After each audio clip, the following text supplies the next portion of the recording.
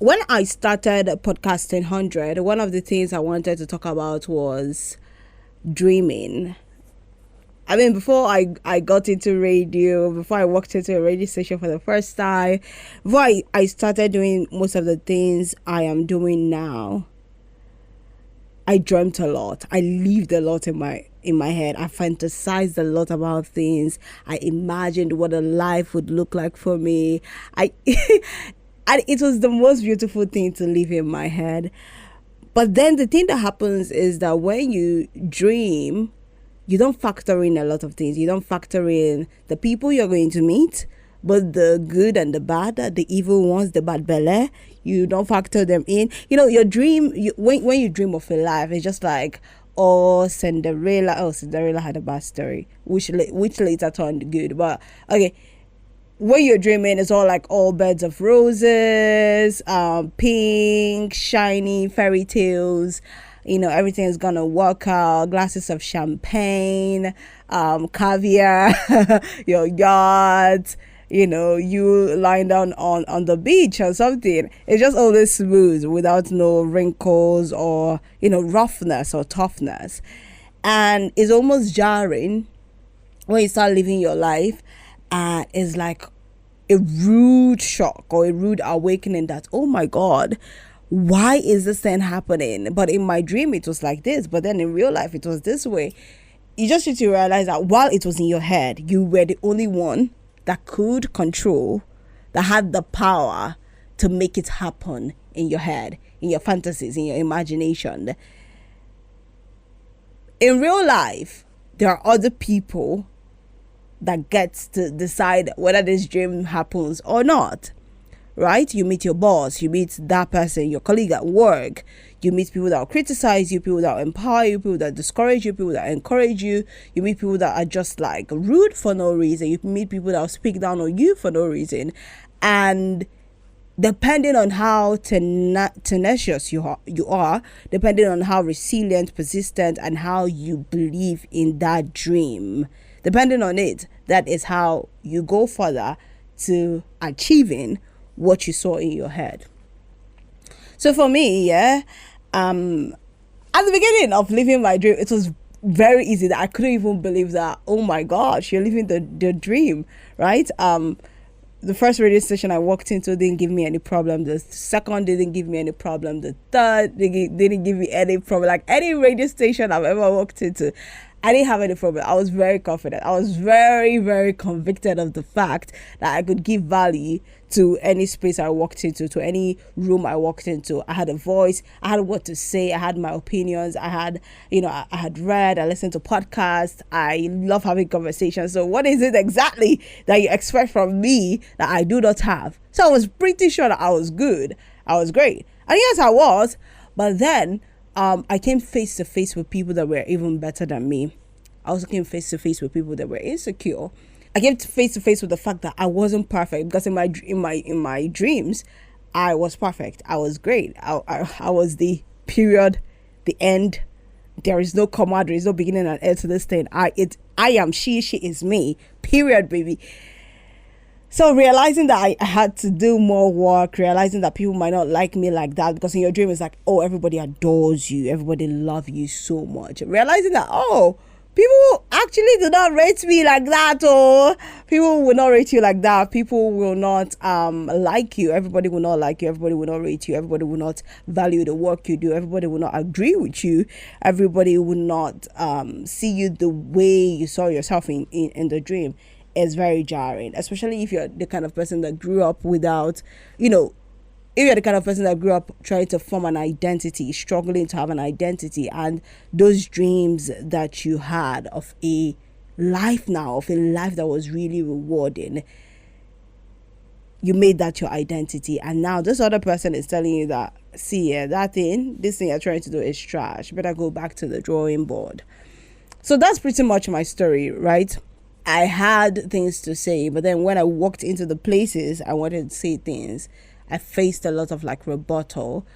Most of them might not be as heavy as you would think, but it was heavy for me because whether I want to believe it or not, this was the first time I was actually passionate about something. I always tell people I started living my life from the year 2018. All of this is what you're hearing right now, what I am doing on social media, what I'm doing on radio, the dreams I still have about, making a global impact was really, it really started from 2018. And 2018 was how many years ago? It started from 2018. Let's say we're in 2026. Less than 10 years ago, right? Less than 10 years. It's not up to 10 years. I started really living my life. And from 2018, I desired to be visible. I desired to be heard. I desired to say something, because from the day I was born up until 2018, I always hid myself. I never thought I had anything valuable to add to the world. I never thought my presence mattered. I never thought that I had purpose or even talent. I never even thought I was beautiful, or I never thought there was anything remarkable about me up until 2018, when I really started hearing other people's stories. Shout out to Oprah Winfrey. Shout out to the radio presenters I listen to. Those are the people that kind of like helped me to understand that there is a world bigger than, where I have been, a world bigger than Anambra State. Like, do you know that if I stop doing what I'm doing right now, I don't know. I don't know what I'm meant to be doing with my life.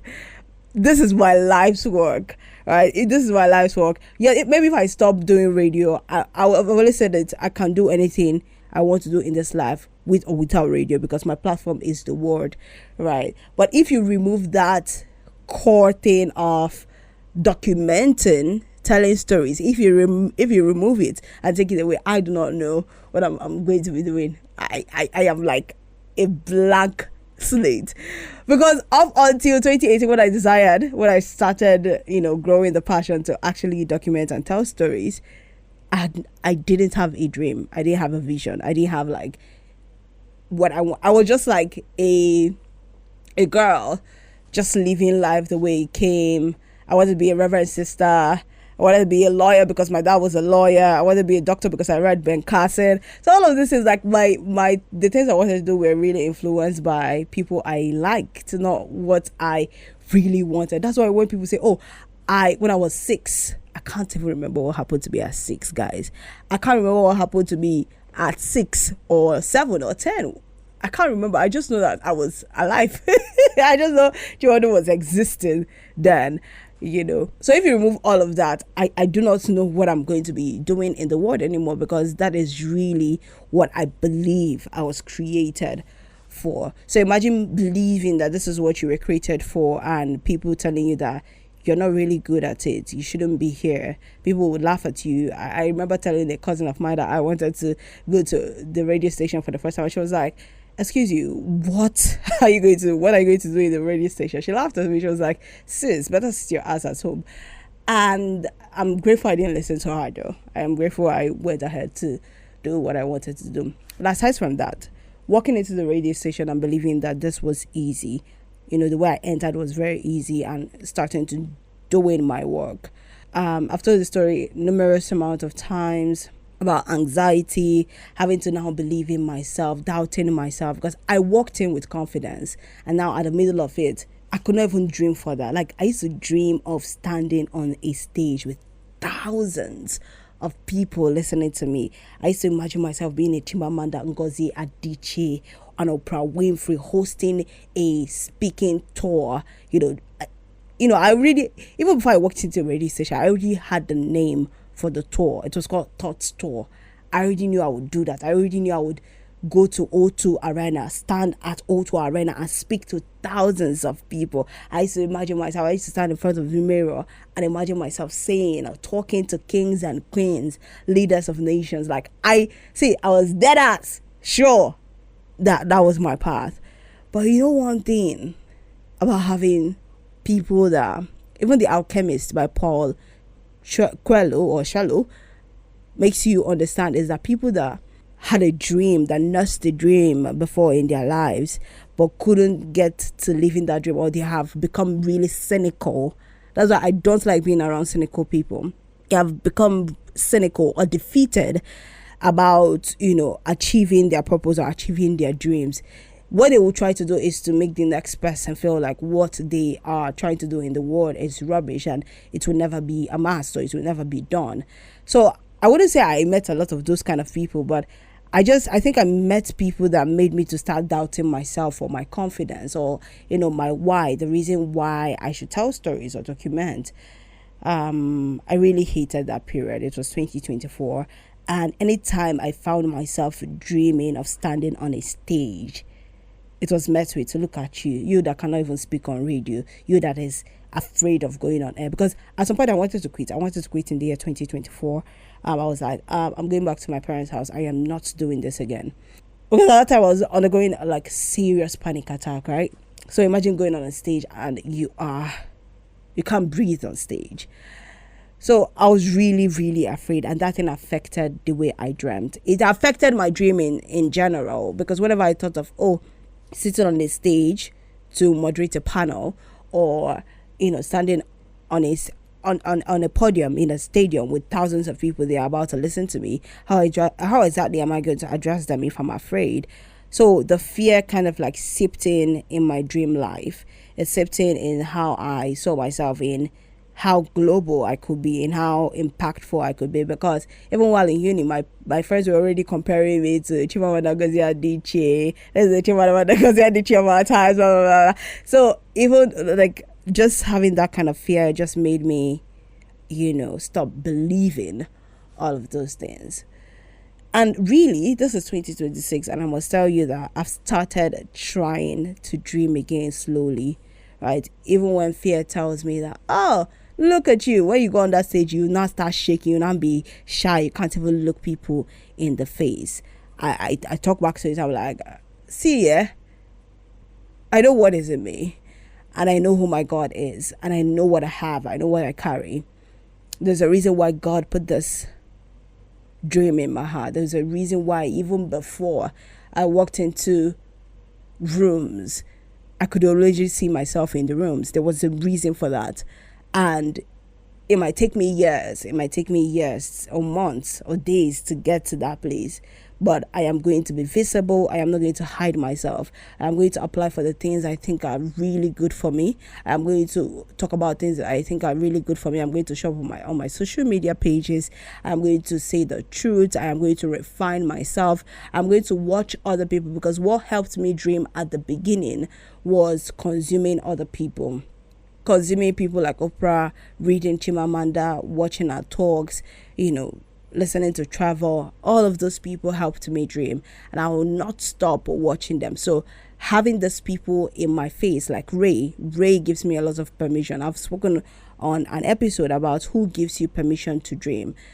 I am going to continuously consume people that are doing amazing things in the world, regardless of how they feel, because it's beyond doing things in the world. And that was what they were sent for, and I know what I was sent for. I know what I am sent for. So regardless of how I feel, whether I feel shaky, whether I feel bold, whether I feel confident, I am going to step out and do what I need to do. I'm going to stand, look my bullies in the face and tell them, you do not talk to me like that. Even if you want to criticize something I have done, there are cool ways, there are polite ways to do it. You don't come and tear down my work. I do not like people that criticize things and they don't have solutions to it. I always used to tell one of my colleagues, see, I understand what you're saying, but so after he finished saying, this was not good, this is not the right way, and I said, do you have an antidote? Do you have a way I should solve it? He said, he doesn't know that. I'm like, bro, if you didn't know how I should have solved this problem, I don't think you were the right person to criticize me. That's why even before I criticize a person, let it be known that I know I have a hack for you, I have a solution for you. Because now that you have told the person, this thing that you did is not right, this is not the right way to do it, now they know it's not right. So what should replace the wrong that they did, or the not so right thing that they did?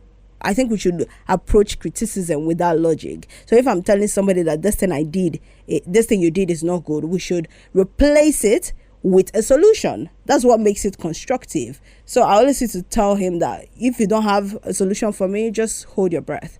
All right, hold your breath. Everything will be all right. Nobody's going to die because of a few mistakes. Nobody's going to die. You don't kill my morale because you're trying to say a few words or have an opinion. Even as leaders, as people that are at the front seat of things, people that are holding ropes for things, you need to realize that you cannot just criticize someone like that. Give them the solution. That's what makes you a better person, or a person that is worthy of emulation. So what I'm really saying is, I don't know about you. I don't know the state you are in. Are you in that place of you haven't done yet, but you are really in your dreamy state? I am happy for you. That is the best place to be. And I hope that at some point in your journey, you get the courage to step out and start doing all of those things that you have dreamt about, right? And if you're in this state where you have gone out to start doing those things that you have dreamt about, and it's like, oh my gosh, it was better in my dream. This journey, I didn't factor in all of these things. This journey is really crazy. It's knackering, the word I'm looking for right now. It is really daunting. I get it, but I hope that I hope you constantly protect your why, the reason why you are doing that thing. I hope you remember why you're doing that, and that's why it is always great to journal. Anytime I go journal or write a note, just write, right? Anytime I think one of the things that got me through 2024 was I went back to notes I made in 2020, the pandemic, went back to 2021 when I was still dreaming, and I saw like things I wrote down that I wanted to do in the media space. And as I was reading it, I was like, yo, I might not have done everything that I wanted to do, but I've done a good amount of it. I have shown capacity in a good amount of it. And that is something to applaud, because guess what fear will do to you, or doubt will do to you? It will only zone in the wrong. It will zone in on the bad things you have done, but it wouldn't zone in on those good things, on how you showed up correct, on how you came correct. It wouldn't do that for you. So it's always better to always have it like balanced. Okay, let's not have it skewed. It should be balanced. The good, the bad, the ugly, they should all like play a role. Write a lot. Write what your aspirations are, your dreams are. And in those times that it feels really daunting, I hope you have something to refer back to. And I hope you're also surrounded with people that would encourage you and speak life into you. And if you want to cry, babes. If you need a hug, seek for it, okay? If you need to eat a lot of food, eat it, okay?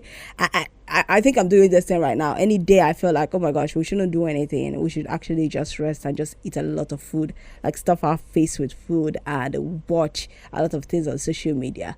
We're going to do it that day, because other days it's been work mode. That is the only time we get to actually just do, right? Just like relax and not do anything serious. So anytime you find yourself like really about to be burnt out or deeply fatigued, you can take a break and just rest and do what you ought to do, and then resume back to doing the work that God has sent you to do. And also realize that not everybody that criticizes you is worthy of criticizing you. No, not all of them. Use the criteria I just mentioned earlier to pick who criticizes you. Check the person's track record. Like whenever my head of program criticizes me, I know it is coming from a place of love, because that woman, actually two people, those women I met in Sapiencia, Chioma Chukwemeka and Jacqueline Adebija, these are the two people that when they criticize me, I know that it is coming from a place of love, because not only would they give me a solution, one, number two, they have done this thing. They have spent years doing this work, and they will not just say, that thing you just did is rubbish. No, that's not how they will criticize me. They'll be like, Madam Jackie will be like, Pepe, this thing you did, I like the intent behind it, but you could have, you understand, you could have done it this way, you could have done it that way, or they give you links of videos to watch, articles to read, show you something they did that kind of like correlates with what you're trying to do now. That is criticism. So realize who should criticize you and who should not be criticizing you. We don't want a kind of criticism that would leave you burnt, would leave you bare, would leave you feeling like, it be like I don't know what I do for this life. Criticism is not meant to discourage you. It's meant to empower you and let you know that there's so much you can do in the world. And even if you meet people that are discouraging and disappointing, realize that you are still the person that holds the power, because God did not give them the vision. It is you that God gave the vision to. And if you're at the phase where it's like, I've quitted. Is quitted a word? I've already quit. Hey, English. I've shall given up. I'm not doing this again. Hi, babes. I totally get it. Right?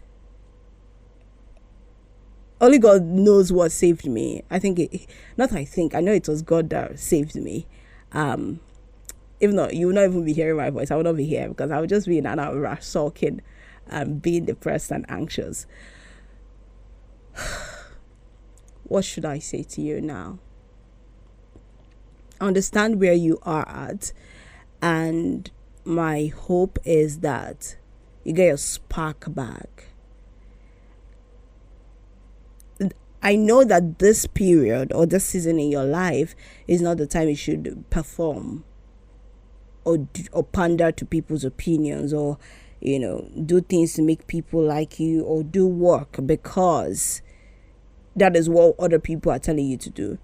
So I think this is the time because it's a returning back to self. It's like you strayed back from yourself and now you need to return back to your own skin. Like whenever I think of fear, of doubt, it's like, is a disconnect, is a disassociation. English, help me here. Is a disassociation from who you are, who you are, and who you can't believe you have become, right? So it's a returning back to self. The journey you are in, you need to return back to yourself. I am still returning back to myself, because sometimes I would just be like, Chiona, are you sure we can do this thing that we are aiming for? But yes, babes, we can. So it's a returning back to self. And what exactly can help you return back to yourself? I do not know you, but one of the things that helped me return back to myself was reading. I read a lot. I ate a lot. I worshipped a lot. I prayed a lot. When you get to the end of yourself, okay, Benkase's quote comes to mind: man's extremity is God's opportunity. I needed God more than ever. When I got to that extreme, I was just like, oh my gosh, I am going to fall off the cliff if nobody's holding me back. And I was just like, Jesus, you need to help me. And I didn't go to church at that point because I was still hurt from church. My prayer was just talking to God. That's when therapy. Okay, I said I was going to talk about my therapy sessions with Jesus, how it goes. That's when my therapy sessions with Jesus came to be. That's when Jesus became my therapist. So I started therapy sessions. I started speaking more. I refused to suppress. I cried more at that season. I cried a lot. I also wrote a lot. I expressed how I felt. I expressed how maybe I hated myself and how I didn't want to be here anymore. And I worshipped a lot. I listened to a lot of gospel songs. I listened to a lot of sermons. I danced. I didn't want to associate with human beings. I didn't want to be with my friends or, the person living with me. I just wanted to be alone. It was very valid. So find things that would help you. Like, honor your desires at that point. I hope it's not wrong desires or negative desires, because also at that point you want to spoil your life, right? You want to do things that are illegal, like smoking, drinking, having sex, or watching a lot of porn, or even self-pleasure. Just something that is not adding value to you. You want to do a lot of that. So I hope that the desires you honor are tilting to the positive or to the legal aspect of life. So honor those desires, honor them. And babes, I hope you return back to your body, to yourself, to who you are meant to be, to who God has created you to be. I hope you do. Yo, I am rooting for everybody. I'm rooting for you listening to me and see you at the top. Oh my gosh, I'm so excited for this phase in my life. I can't wait to see what God has for me throughout 2026.